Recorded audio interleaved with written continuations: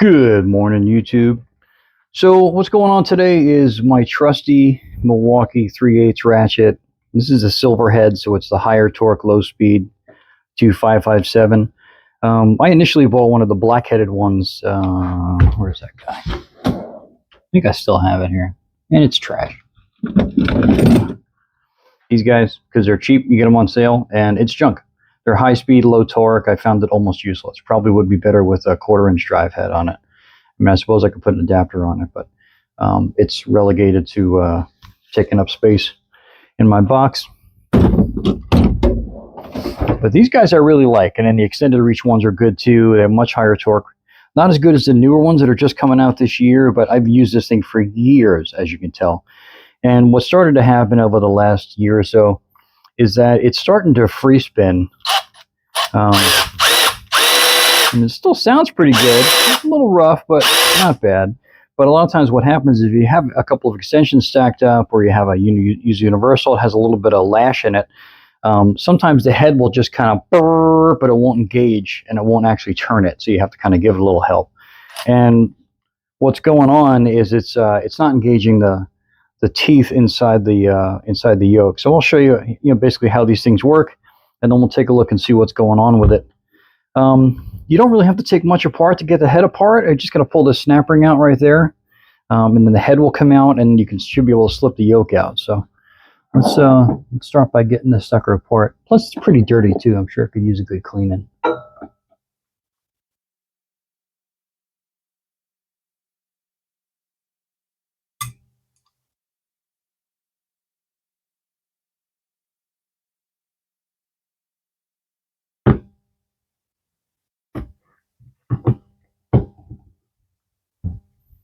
And we'll see if it's an issue of wear and where the wear is, and go from there. This should just slip right out the top. There it goes. And then the yoke should slip out. I think it should. There it goes. I had to give it a little bit of a spin to pull that spacer out. And that is captured. So what happens if you look down the inside here? See if we can. The motor spins that shaft. It's got a cam on it, an offset shank. Shank fits up in here and drives the bottom of the yoke and swings the bottom of the yoke back and forth. As the yoke swings back and forth, the teeth on the inside of the yoke on that bore engage these teeth, which are spring-loaded, depending on which way you turn the directional setting. So either one side will grab with the other. So the teeth ratchet up and grab the next tooth, and ratchet up, grab the next tooth, and ratchet up as it swings back and forth. And the problem I'm having, and what I think what's going on is not only may the teeth be worn, but I don't think I'm getting enough throw out of the bottom of this yoke. Because if this travel isn't enough to engage the next tooth, it's not going to ratchet. And that kind of feels like what's going on, more than the teeth being worn. Because it doesn't slip. I don't get any, I can put a good deal of torque on it, and it doesn't, it doesn't free spin. It doesn't, the teeth don't jump. So I kind of doubt that the teeth are that worn, but we'll see. They have a good bit of wear, it seems like. We'll see. Where's my camera at? So you could definitely see wear marks.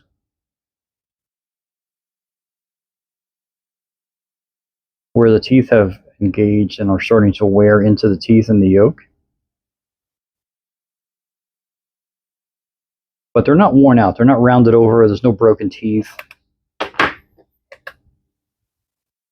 And the same here, the teeth on the pawls, on the spring-loaded pawls, are in good shape. But, it is obvious because you see the dirt and grease coming out of it, so we'll need to give this thing a good cleaning. What I'm suspecting is this little ball, which is what transfers the motion of that rotating shaft back and forth. It enables it to slip up and down.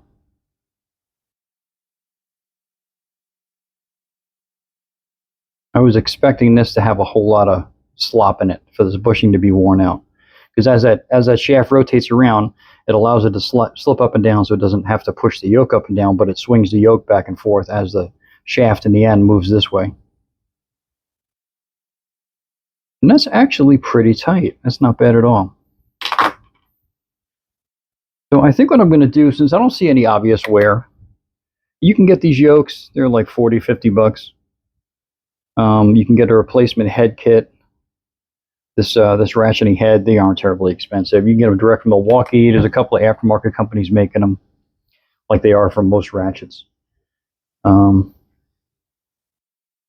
I think I'm going to give this a good clean out and lube. And once I see something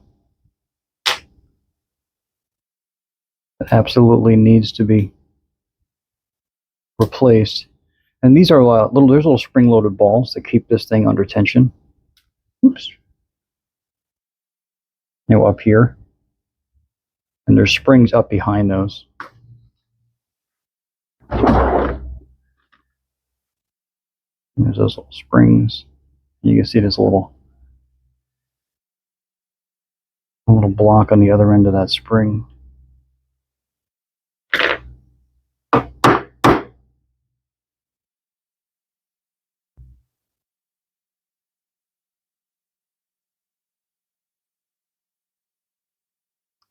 I suppose I could take that out as well, probably to give it a good cleaning. The shaft, the rocker shaft that the directional sits on, actually slips out once you get it apart, and it's under spring tension, so you got to kind of push this down with your finger, and that shaft will ride right out.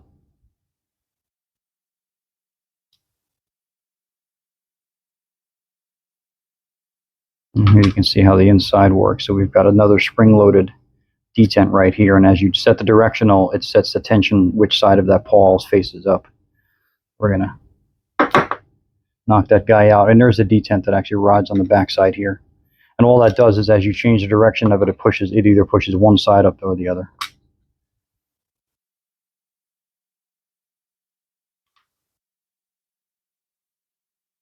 I think this is fixed. Yeah, that's machined in, I believe. Oh, no, it does pull out. Okay.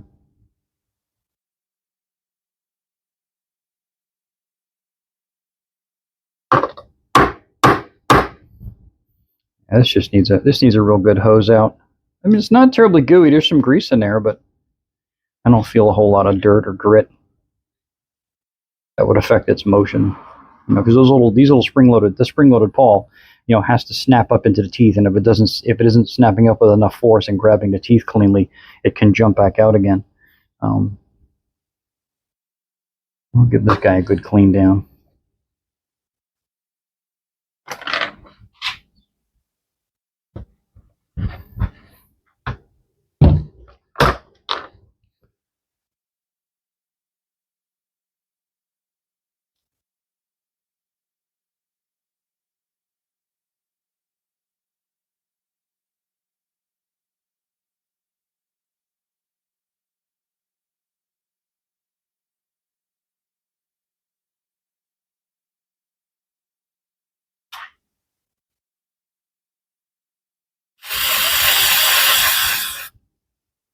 If you have a parts washer, you could drop these in it, or one of those little ultrasounds will work fine also.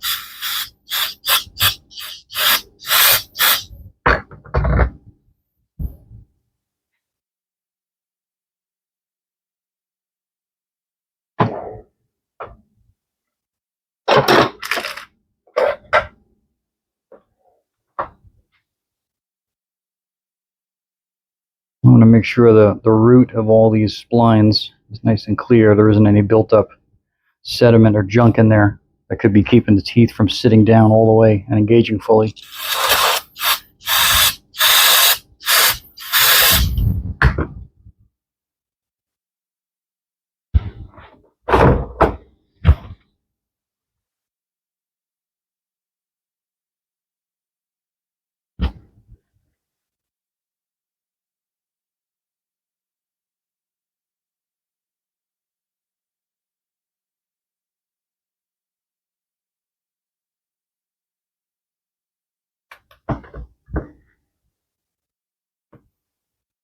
on camera. Am I drifting? I'm drifting a little.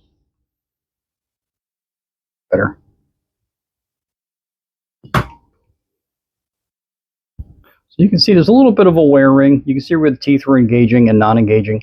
You know, so there's a little bit of a wear on the teeth, but I don't think it's anything substantial.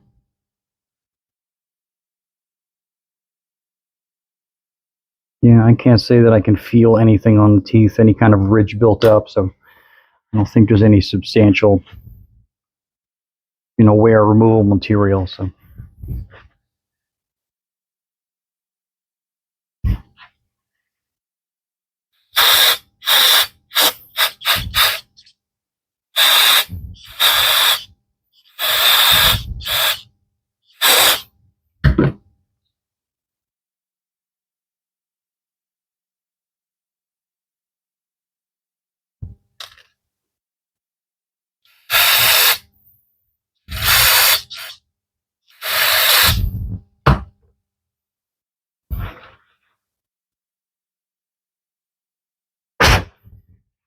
Oops, sorry, that was probably pretty loud in the microphone. Yeah, again, I'm not seeing anything, that makes me say, all right, I definitely want to replace this head. I'm not afraid to spend a couple of bucks. I use this ratchet a lot, but no sense spending money on stuff you don't need to. Doesn't give you any joy.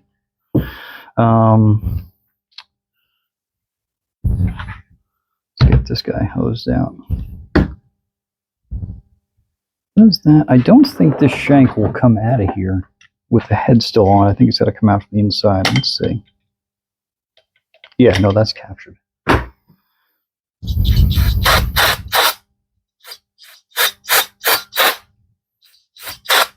not so much trying to get, everything out of this. I just want to make sure there isn't any residual grit or dirt built up on the inside. I'm going to lube this. I want to make sure it can move nice and freely, and if I leave a bunch of grit or junk built up on the inside, yeah, there's a good pocket in there, but nothing that's going to get hit.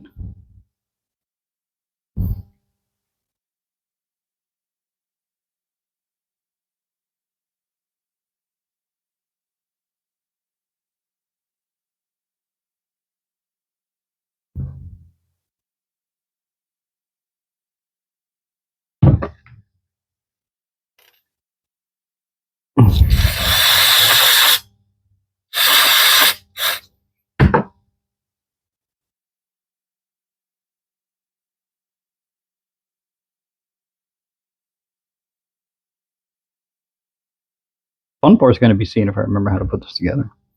It's a nice thing about not having to wait for parts to get here. That's the worst thing is you take something apart and then you got to order parts for it, and then 2 weeks later you're wondering how the heck did this thing go together. Well, I guess then I could watch the video backwards, but.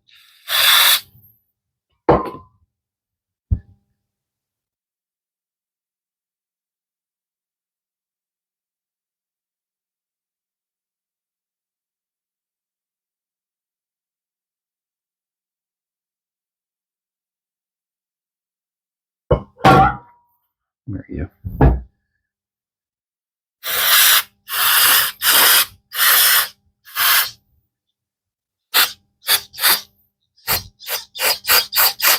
Trying not to blow these light little springs all over the bench, or I'll be buying a head assembly just because I lost parts. This is pretty grungy. Not that I think this would cause that, but there's a bunch of junk built up under the head here.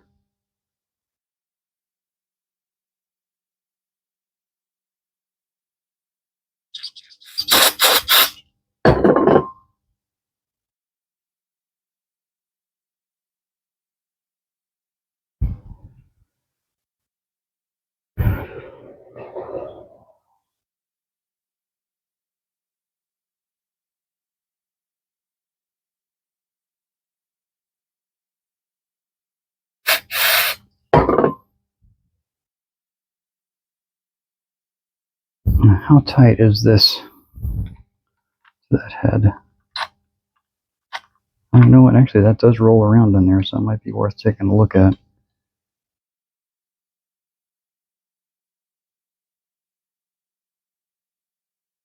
And there you go.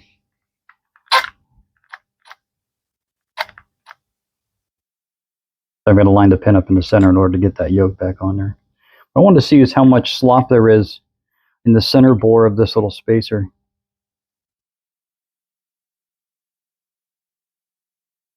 I'm just wiggling it. A hair, couple of thousands. Oh, look at that. Oh, I just had to have it lined up properly. Here's that inner shank. This is what I was just checking here to see how much slop there was in this bushing, because if this pin is wiggling around, you know, again, it's going to take away from the throw of the yoke. But that's pretty snug. So far, this is good stuff. I'm not seeing anything major. It may just need a good cleaning. And I know they did update this this system with the later generations. This is a 25 5720, and I think it's an early one.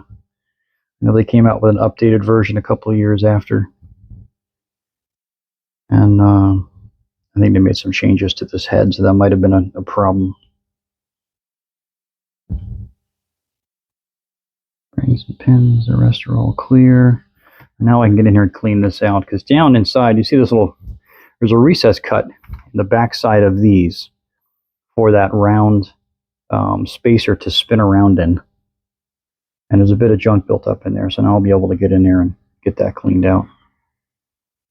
The bearings all look pretty good. I'm not seeing a bunch of junk down in the gear set. The planetary, everything looks clean. I don't see a bunch of metal down there. Let's see if we can get in and get this thing cleaned out without knocking this junk down into the gear set. Maybe I can use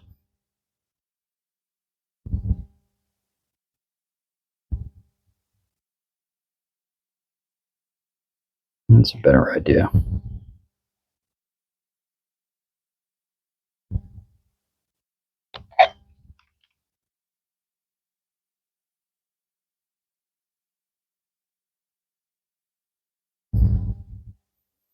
I'm just trying to scrape that recess out.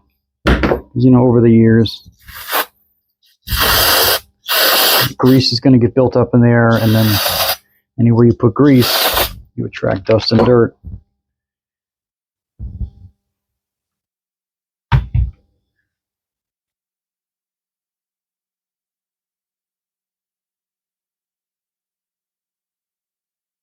This side looks nice. This side still got a little junk in it.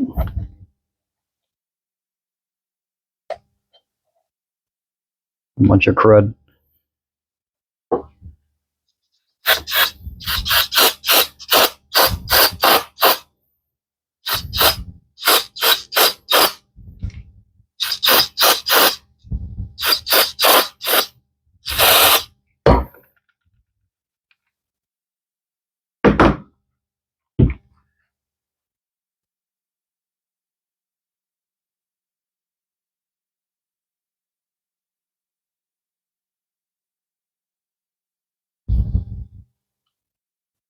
That's much better.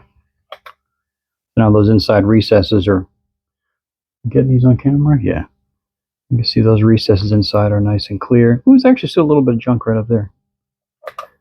I spoke too soon.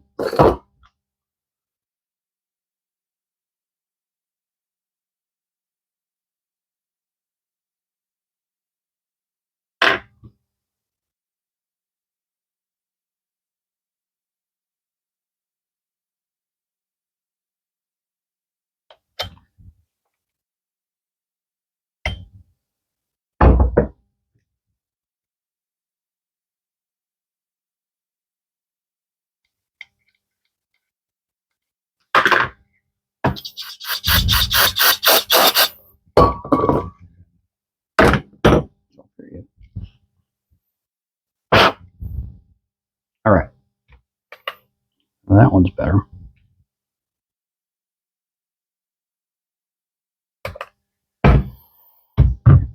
Now I did get, I'm sure I got some overspray down into the gear set, so I'm going to want to make sure this is hosed out and cleaned. And the seat, right where that that rotating offset shaft spins, you can see there's a bunch of junk built up down in there.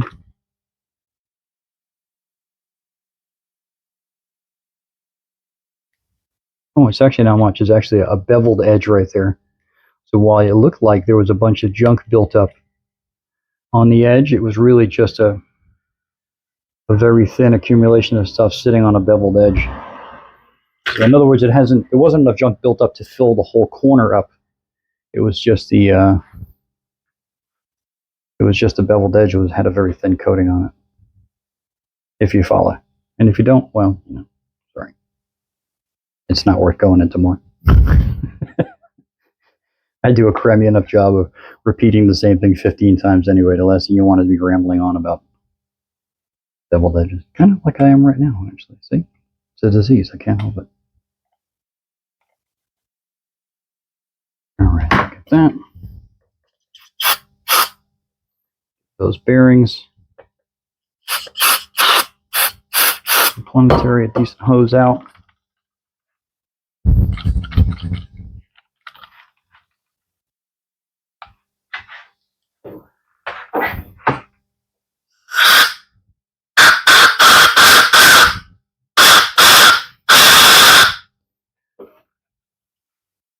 I don't want to leave the brake clean down in there. I want to be able to lube this and know the lube's going to stick and not run off because the brake clean's sitting it down. All right, so that's in good shape.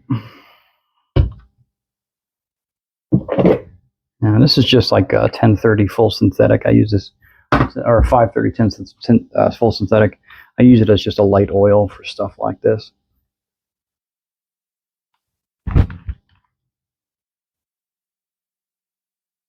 Really just a couple of drops down into the planetary. You getting that? You getting that, YouTube? I don't think you are. I don't know what you'll be able to see anyway, but let's see.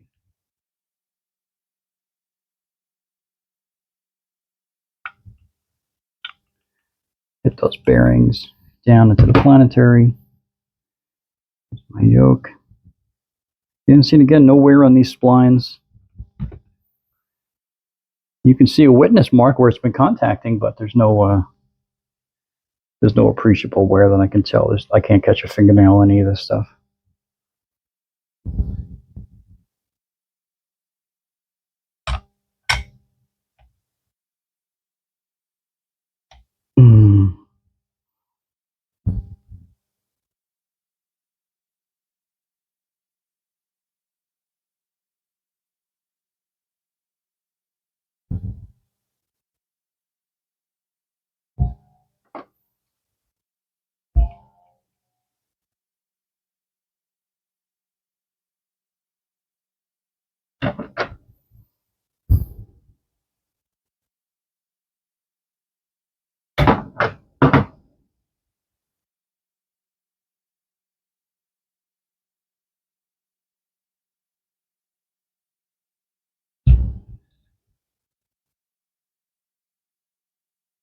I'm probably blocking this with my hand. Oh, thanks to gravity, I don't know if there's going to be a good way to show this. But basically, I fit the ball back into the yoke, and then I'm going to slide it down so that it slips over the pin. And I can use this, since the yoke captures the ball, I can use it to drop it down onto the pin, but I don't know if I'll get this on camera. You'll just have to trust me.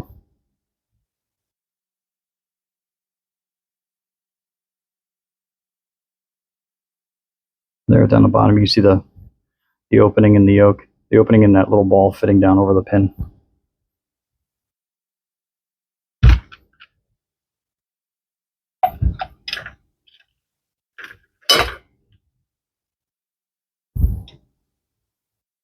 We'll see if I remember how to put this guy back together.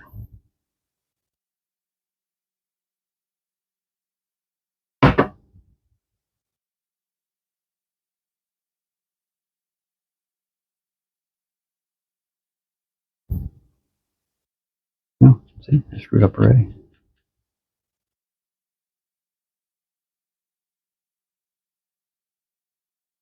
That's the pivot pin. That's the bigger detent.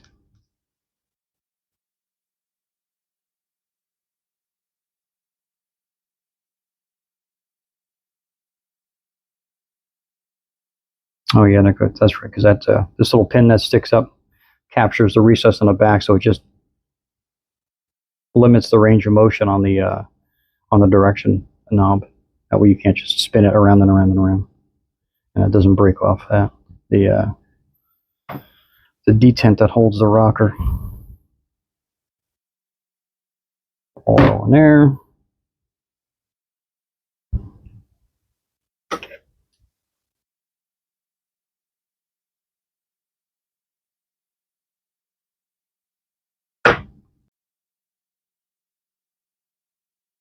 All right, I'm back here.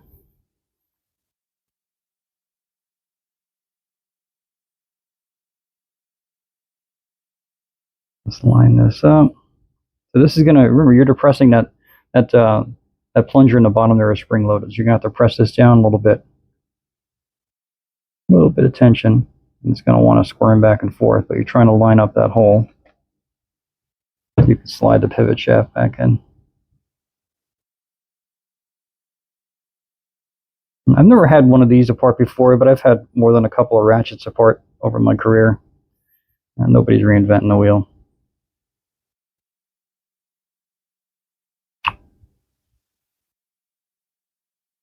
There it goes. Sunk in nice and flush. Down here we had these two balls and the spring.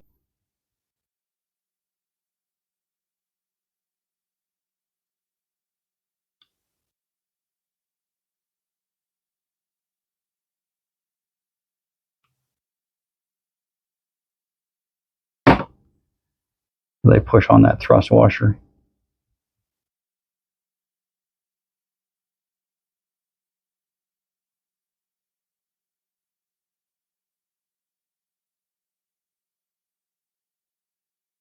Now I'm just pushing the little toothed pawl ends in, so it allows it to move up.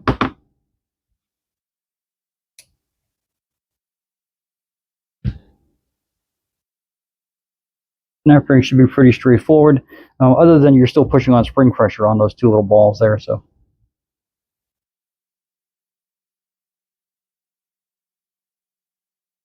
sharp edge up. So it might take a little bit of doing because you're pushing those springs in, but I don't think this will be that big a deal.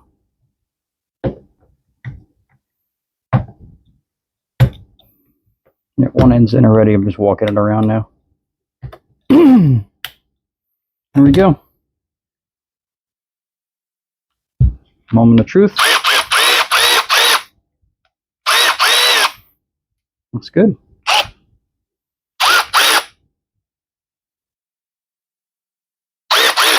I'm going to lube it pretty good. Whoops.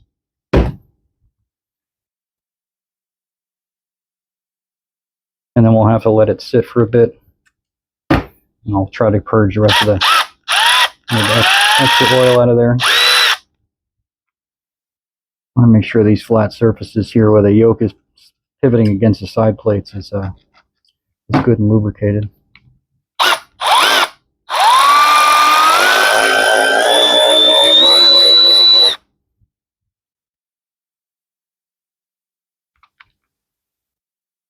And you could, if you wanted to, you could actually fill up a little cup full of oil and sink the head right into it. That way you know it gets fully saturated and you get oil on all the moving parts. The only bad thing is that it's going to want to drip and it's going to be a bit messy for a while until it dries out. So I'm not going to use any brake cleaner or anything on this because I don't want to get into the grooves and blow all the oil out of where it needs to be. I just want to keep it from dripping all over everything I'm working on. But there isn't that much oil in there. That rag's pretty cooked. Into the dirty rag pile.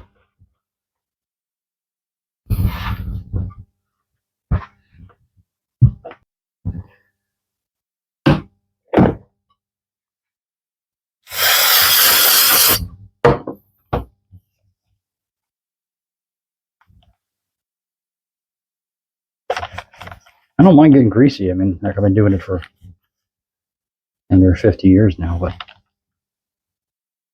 I hate doing it when I don't have to.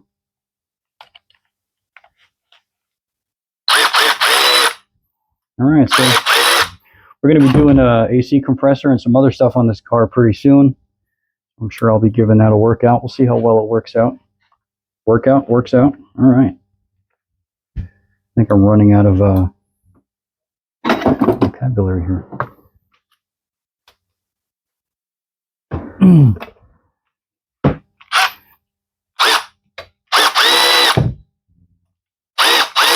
All right, looks good. So we're gonna let this sit a little bit. If anything more drips out of it, I can clean it up before it goes back in the toolbox. And we'll give it a workout soon. I got to do the AC compressor on that Corvette, and I'm sure I'll be using it. So I can always come back and add in a little end and let you know how it worked out. But that'll do it. I think that'll do it. Thanks for tuning in. Have a good one. Good luck. Bye. Hey, like and subscribe always.